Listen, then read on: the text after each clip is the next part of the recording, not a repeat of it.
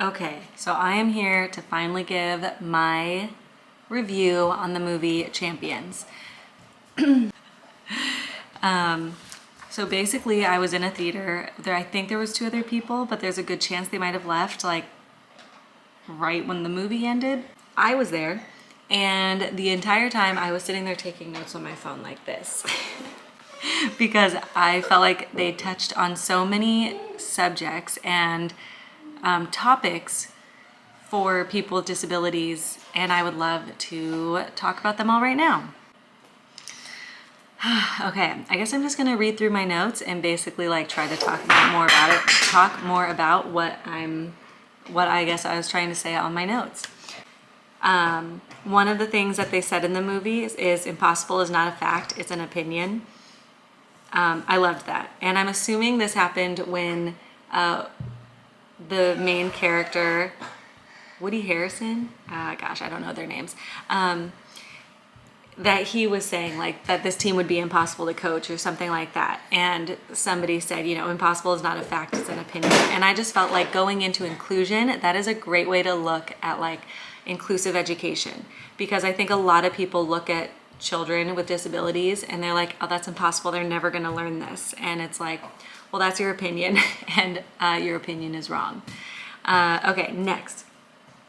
So one of the best characters, his name was Julio, and he was like, I don't even know what his job was. He had to sign the paperwork that the main character was like coaching and showing up for his hours. So I think he like ran the building or something, but he was basically the voice of reason for Woody Harrelson. I don't know if that's his name. Now I feel like I should look it up. But when, you know, I'm just gonna look it up because I'm gonna freaking be so annoyed if I'm wrong this whole time. Woody, yep, oh, Harrelson. I wonder if you say Harrison still. Woody Woodrow, wow, that's his name. Okay, so there's like a little part in the movie where Julio breaks down all of the teammates or team players' lives. He talks about who lives in a group home, who has a job, who still might live at home, like that they independently get all the way to the gym every day, like with their scooter. He gives Woody Harrelson all of this information. And Woody Harrelson's character is just like, he's kind of shocked, and Julio's response is like, well, we all have something, right? And again, it's just like a great, like that line just makes me think of like, you know, we're all interested in something. We all like something. We all want to do something. We're all unique and different in our own way. And just because somebody has a disability doesn't mean that they also don't have like interests and things that they like to do and things that they want to do. And I'm pretty sure Julio was the one who said they all have very full lives, which again, I just really loved that they said that, because that is like inclusion right there, that they all have these full lives that they want to be a part of. They want to work, they want to live independently or live in a group home with their friends, they want to have roommates, they want to have chores, like they want to be a part of their community. Oh my gosh, my baby might be climbing up on the couch right now. One of the team players, they're called Friends. Their basketball team is called Friends. So one of the Friends players had a lot of knowledge on like schedules and facts and information. And there was a moment when he's outside and there's a plane that flies overhead, and he's like, oh, that's interesting, the flight from here to here is delayed, I wonder why, I hope everything's okay. And Woody Harrelson's character is like, how do you know that? And he's like, oh, it's just, you know, it's just what I know. And his response is like, that's not normal, referencing flight times and it being late. And he's just like, okay, and like just keeps going. Which I feel like is something that is very common, especially when you work with people with disabilities, that a lot of people find sort of a lot of people. There are some people with disabilities that seem to hyper focus on certain facts or knowledge or information that they just really are drawn to. And I felt like this was a great example of this person just really liking a bunch of stuff like this. I also kept getting the vibe that like it's not about winning, it's about playing. I'm not quite sure if they ever said that, but again, I mean, that's kind of what movies like this are like. It's talking about the journey to get to something, not completing the journey.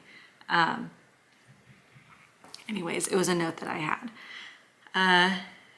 Oh, they had this great scene. One of the Friends players didn't like taking showers, and the coach keeps telling him to take showers, or like telling him how smelly he is, and people tell him that he smells bad, and he's just like, no, I'm afraid of water, I'm not going to take a shower. But he loves animals, and so there's this part where there's this mouse that's in the shower, and the coach is like, hey, like we need your help, come here, and whatever, finds a way to get him into the shower with an animal, which is what he loved. And again, this is another great example of inclusion, or teaching to your student that, just telling someone to do something doesn't change the fear that they might have, or whatever boundary, whatever is like blocking them from completing the goal. So again, teaching to the child, great lesson. So they get a new player they get like a new team player, I don't know, at some, like halfway through the movie, a third of the way into the movie. And it's this badass woman, and just with like all the attitude, all the like confidence, I'm trying to think of a different word. But she's awesome. She's a badass. She comes in so confident, loves herself. And she has some great zingers. And she kind of just like brings what would appear to be random items to outings. And at one point she has a boogie board, and the coach asks her, why do you have a boogie board? And her response is, you do you and I'll do me. And I just thought that was like such a great quote to live by. I just loved her confidence, and she's a great character. Okay, next I have written down asking questions. Oh, okay. So this was when the coach was just trying to figure out like, how are people disabled? And he goes to ask a question of like, someone had a really scary experience, and it was life-threatening. And the coach is trying to ask, is that how the child got Down syndrome? But he's like not able to verbalize it because that's not a good question. But he's trying to say like, oh, is that how? And what I loved a lot about this movie was that the other person never helped them find the words to those questions until like they asked for help or something. And I thought that's just like a great reminder that like, if you can't say the question and it sound polite, or kind or thoughtful or something, then like you're not using the right verbiage. And if you don't know how to ask a question, then like ask someone how to appropriately ask that question. I know, me being in the special education field and working on inclusion specifically, I love questions, but if you ask them inappropriately, like I'm going to answer you back an appropriate answer with the appropriate verbiage. Okay, next, a lot of no's gets better with encouragement. Man, I felt like there were so many good lines in here, but it was so hard tracking notes during a movie. A lot of no's get better with encouragement. I have no idea what that's referencing. Again, just the confidence. I think that is something that was so great in this movie, that all of the actors who are disabled actors, all the disabled actors playing disabled characters, which was great, they all had confidence, and they all showed that they loved who they are, loved what they did, and that was something that was really awesome to me, to watch a movie like that. So that was great. Restaurant. There's a whole scene about this one one player who works at a restaurant, and the boss is just like super mean, and like hides his workers, and even though he hired someone with a disability, he like doesn't want the rest of the restaurant to see. And that was just a really sad moment, because that does happen a lot, that people with disabilities get hired or, you know, get asked to be somewhere, but then like only if it's convenient for everybody. And that's just like not human relationships. Like, you know, we're all trying to connect with each other, and it's not always convenient, but we need to learn to like work together and be together. And this, yeah, because it's just ridiculous that like, you know, they make him to be such this bad guy. Like, this doesn't happen, but it does happen. So yeah. Another great part was when the coach brings them to go play, like just out at a park or whatever, and there's like people playing the game, and they go up there. Well, so there's a whole conversation of one of the players is like, well, are we even invited to play? And the coach says, there's no invitation. You just have to say we got next game. And so someone says we got next game, the people lost, and they go to start playing again. And the coach is like, no, we said next game, like you guys lost, get off the court. And one of those players was like, you know, like, come on, we're really gonna like get off the court for these people. And this is like when the coach kind of turned around and was like what people? Like, you know, and he was like, what people? And again, this player who was already on the court said, don't make me say it. And again, and so this is kind of referencing the R word, which was said, I think, twice in the movie. Each time people who said the R word instantly was like, no, that's wrong, and got shut down pretty fast. So I feel like they used the R word in a very educational way, which I also really appreciated. But again, this whole scene, so great. Someone called the R word a boo-boo word, and I loved that. I just loved it. I love this movie. 5 out of 5. Okay, now then there's a part where someone says like, why would you even want to be friends with me? And someone else responded with, seems like you needed one. Totally teared up. Part of the storyline was about self-advocacy, and one of the players,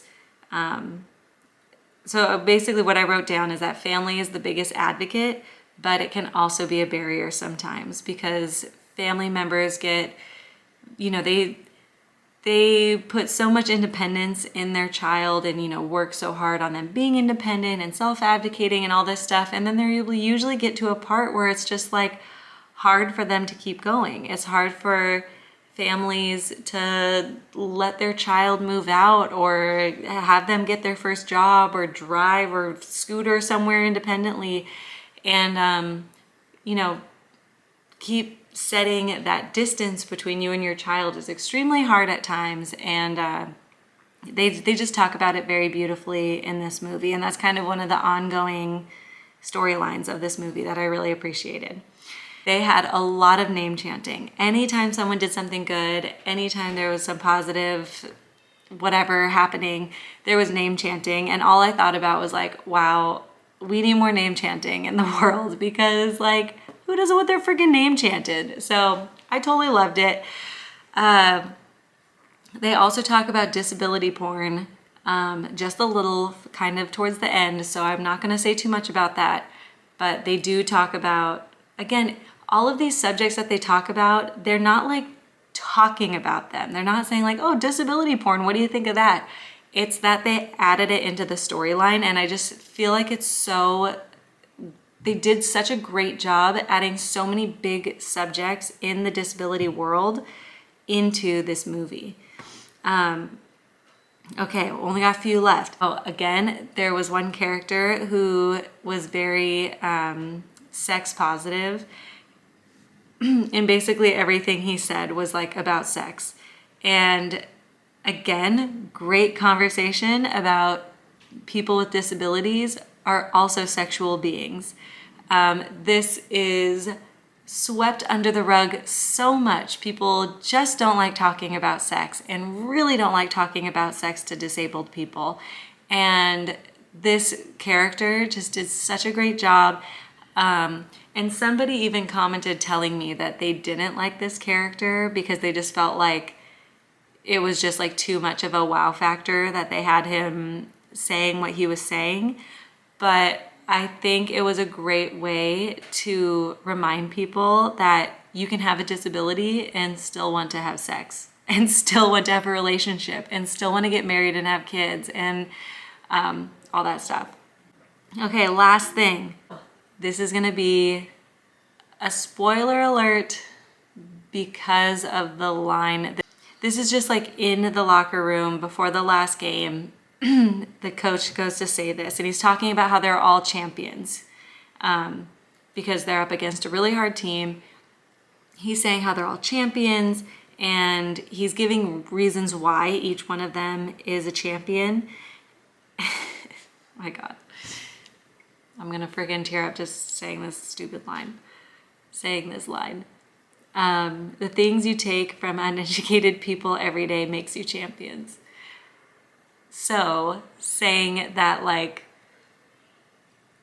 this team of disabled basketball players are oh my God, this team of disabled basketball players are champions because they have to deal, oh my God, they have to deal with just people sucking and that people not thinking that they're capable and not thinking that they're smart and not focusing on what they can do instead of what they can't do and accepting everyone for their differences and who they are.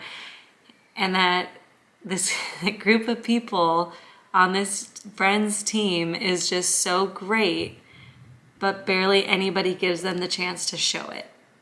And so this whole movie, they get to show it. I obviously very much loved the movie. I'm already planning to see it again because it just was great. Okay, so that's it. So thanks for watching my movie review of me just basically going over my notes and saying why I liked this movie so much. If you have any opinions about this movie, if you're gonna see it, if you haven't seen it, tell me below. And you know, let's keep working on that inclusion out there. Inclusion starts with you, and I just want to help.